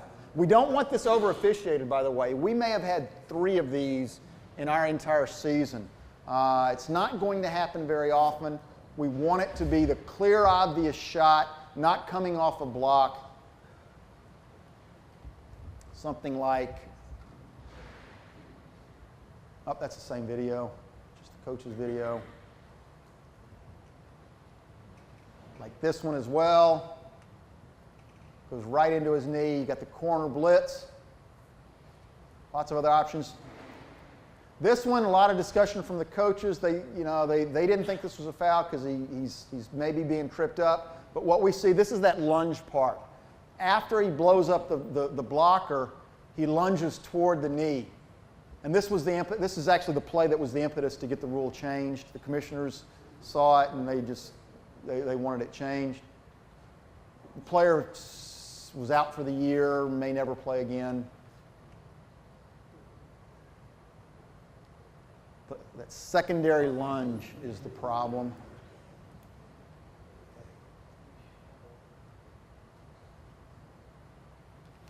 This one, again, he's unobstructed, unabated, unimpeded, forcible contact at the knee.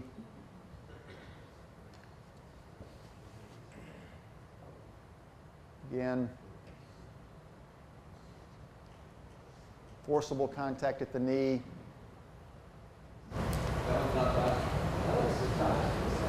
Well, there is some contact at high, but there is simultaneous contact. Look at the left shoulder right into the knee. Comes a foul. These are legal plays.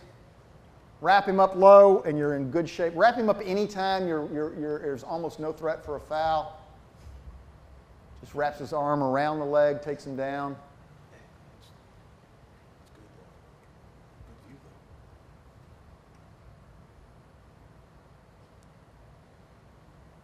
Wrap up.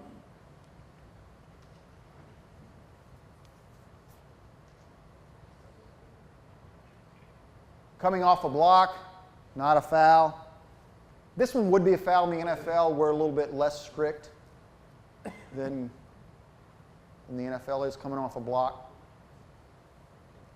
You can see a push right there that drives him into the quarterback, so no foul on that play. Any questions on low hits on the quarterback? Again, don't over-officiate that. This is really something that should jump out at you. It's one of the easiest calls, I think, with respect to roughing the passer that we have, and it really jumps right out at you. Don't go looking for it.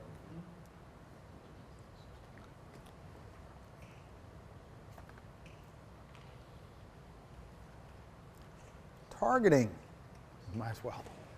We're going to talk targeting. We might as well talk some targeting. I don't know if I'm going to use all these plays. And this will be a test. This will be a test. I have them all mixed up. Some fouls, some not fouls. And we'll see. Do we think this is a foul? Is this targeting?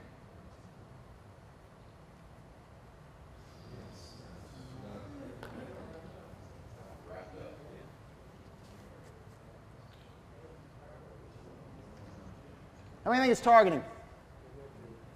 How many think it's not targeting?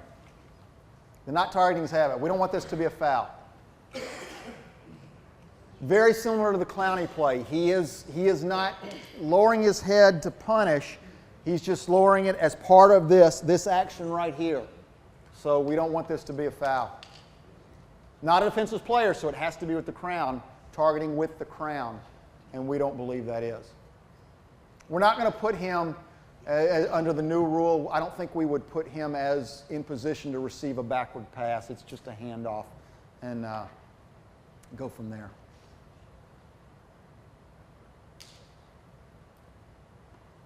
Is this targeting?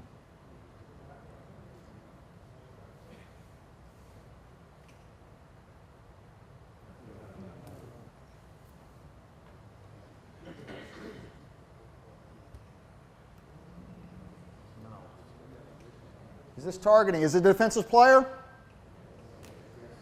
It is. Is it targeting? Who thinks it's targeting? Who thinks it's not targeting? Not targeting.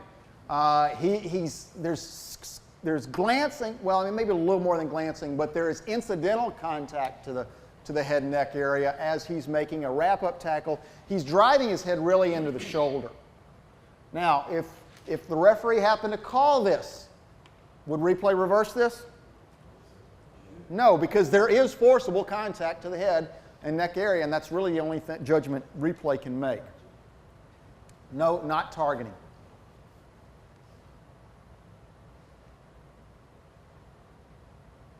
During the return, you get a blindside hit right there. I have to give you the other look. Is this target? Is it a defensive player? Yes.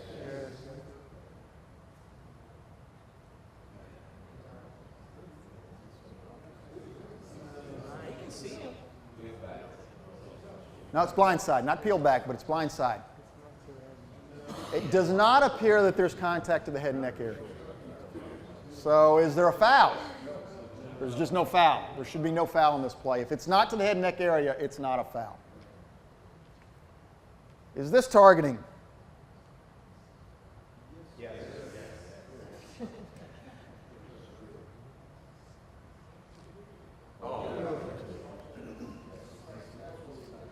Not? I hear a no.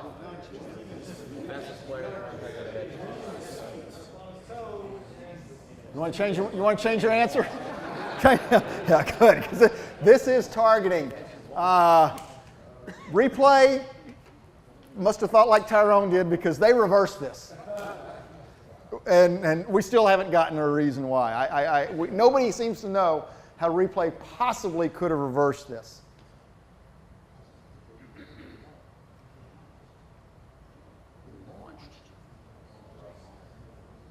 Targeting. I think it's as much a launch as anything. Back a little bit further. That's a launch. Even though that last foot almost didn't go out, I'd put that as a launch. He's launching himself upward to make that contact.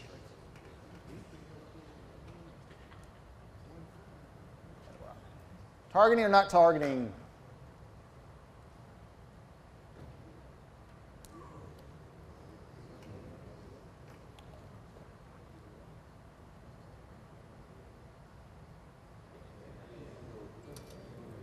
Position change.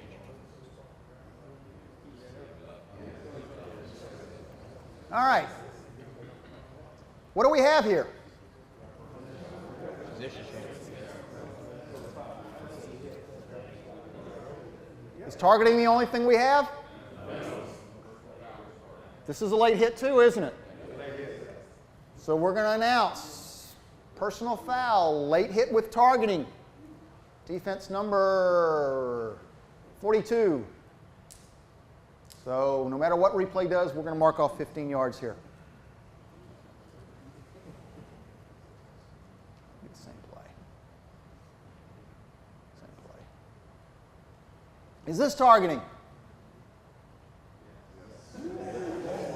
Okay, I'm not even going to take a vote on this one. I'm going to assume that everybody thinks that's targeting. That is targeting.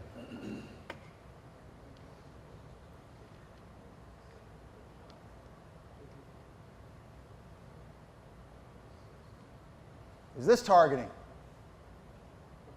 By the way, this got changed to just a UNR. This isn't even a foul, by the way, so no. Is this, let's go back to this, the beginning of this one.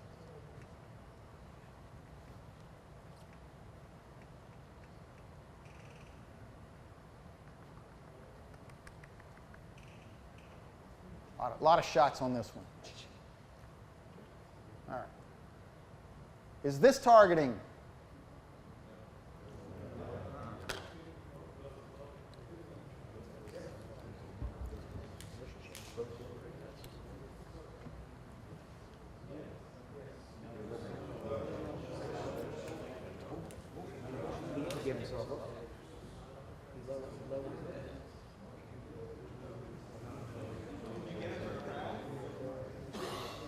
We got more shots. This is your best shot.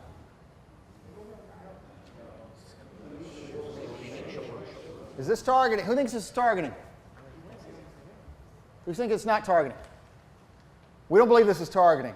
This is the crown right here. This little shiny part. And again, he's starting to make that turn as he crouches. We don't believe he's targeting with the crown of his helmet. Remember, this is a defense. This is not a defenseless player, so it has to be with the crown. Not a foul. Well, anytime you see a defender make an action other than lowering and leading with the crown, we really don't want this to be a foul. Is there enough for replay to reverse?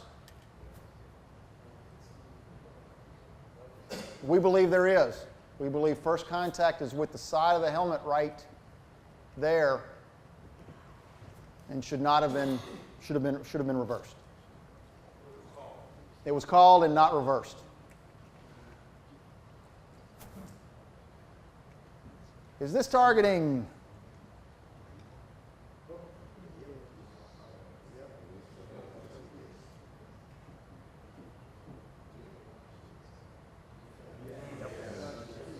Yep. This is targeting. Same play. Oh, here's a good one. Is this targeting?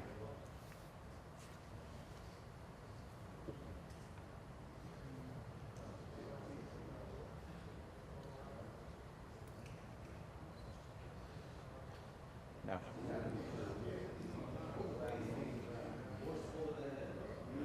He's rapping. He's playing his rap. Not the best video.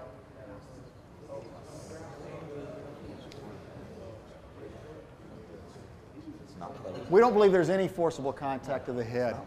We think the head just goes back due to the force of the blow. Replay didn't reverse this one. We think they probably should have, but it's not a targeting foul.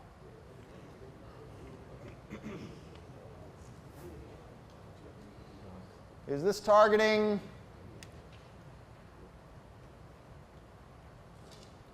We don't get very many good shots. This is probably the best one. We don't think this is. It's really tough to tell. We think he's just going in for wrapped up, and he makes contact on the shoulder. Replay didn't have enough to reverse, but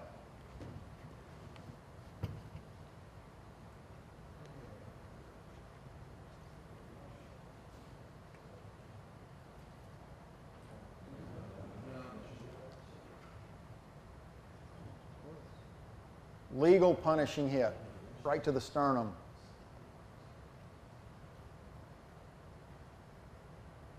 This one's tough. Is this targeting? No. It's his back. It's like a back.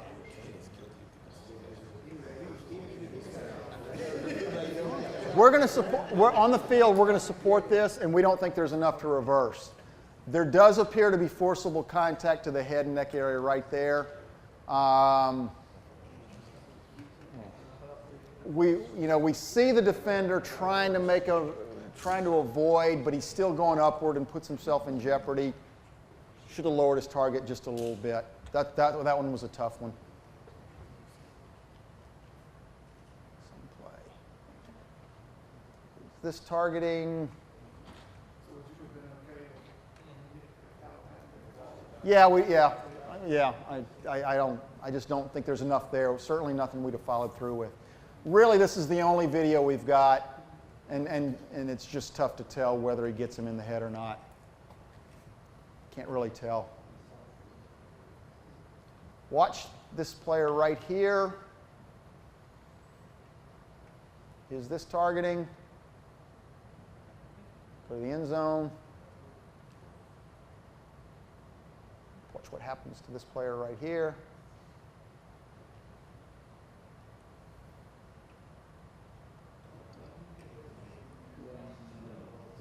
Is he defenseless?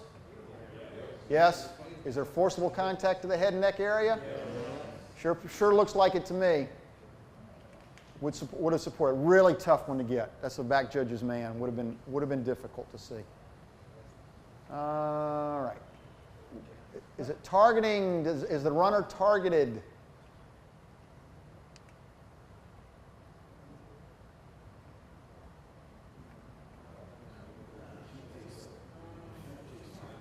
Sure doesn't look like it. Looks like the head's to the side. Is this targeting? Is this a blind side block? Right here.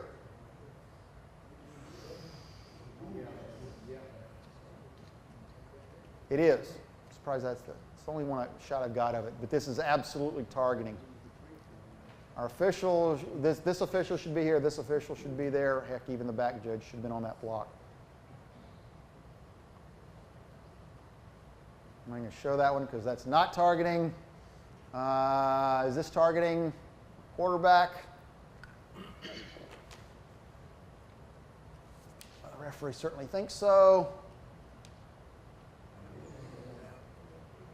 Yes.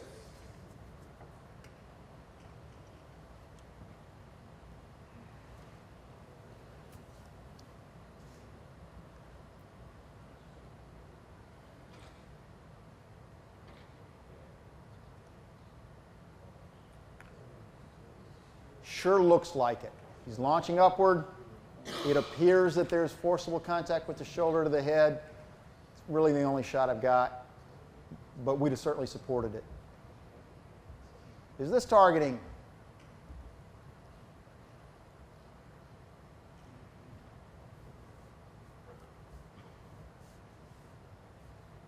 Get some more shots.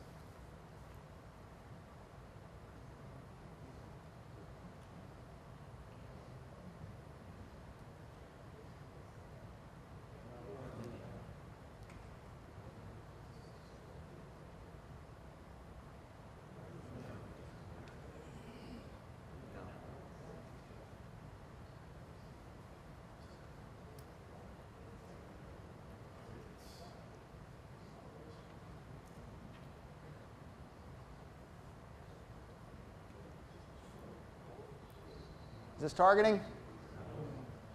We don't think this is targeting. He's making a wrap-up tackle. They're going at an angle. He lowers his head to wrap him up. This is not targeting.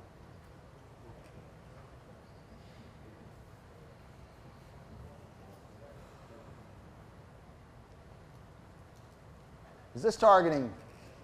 We know it's KCI, and it's really the only shot I got.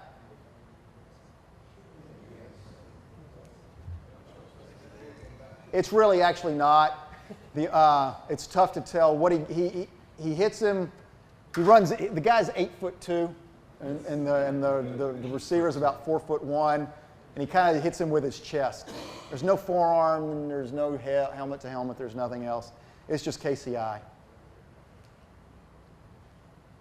Is this targeting?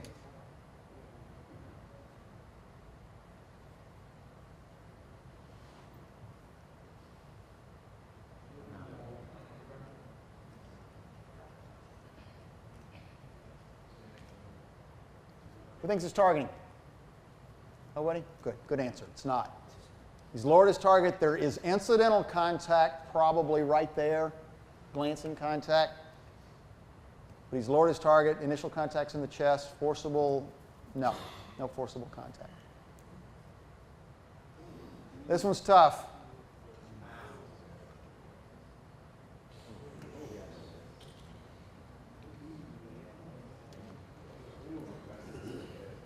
It appears that there's a forearm to the head. We just don't ever get a definitive shot. We'd have certainly supported it had it been called. Is this targeting? What's that? If there's no forearm, but he comes in with the shoulder and hits him in the head like that. That'd be a foul. Okay. Shoulder to head would be a foul. Even though the defender's falling, strict liability on, even though the receiver's falling, strict liability on the defender. Is this targeting? It's going to come up right. Where is he? Oh, there he is. Right there at the 32. We got better shots.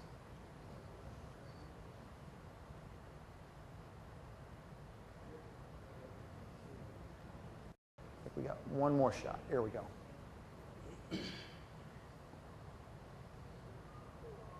Targeting? This is targeting. Blindside hit.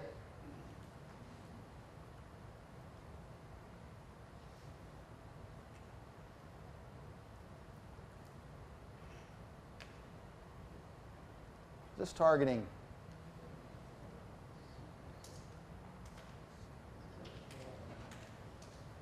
Tough to tell, but it sure likes he jumps up and makes helmet-to-helmet contact, which knocks the helmet off. We'd have certainly supported it if it was called.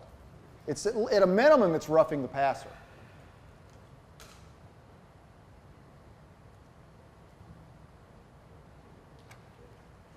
Is this targeting? And unfortunately, the video, this is ESPN3, so we can get a lot of good video.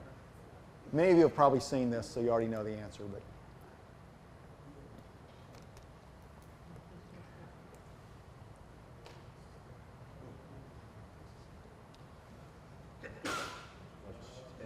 is this targeting? Here's your best shot. Oh, sorry.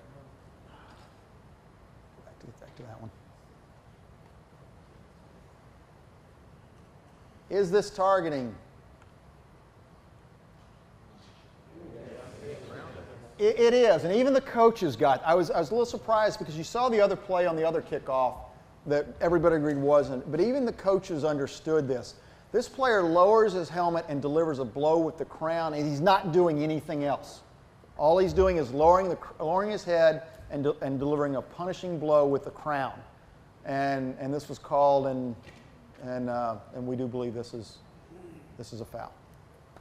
All right. Yes. Oh, we have a question?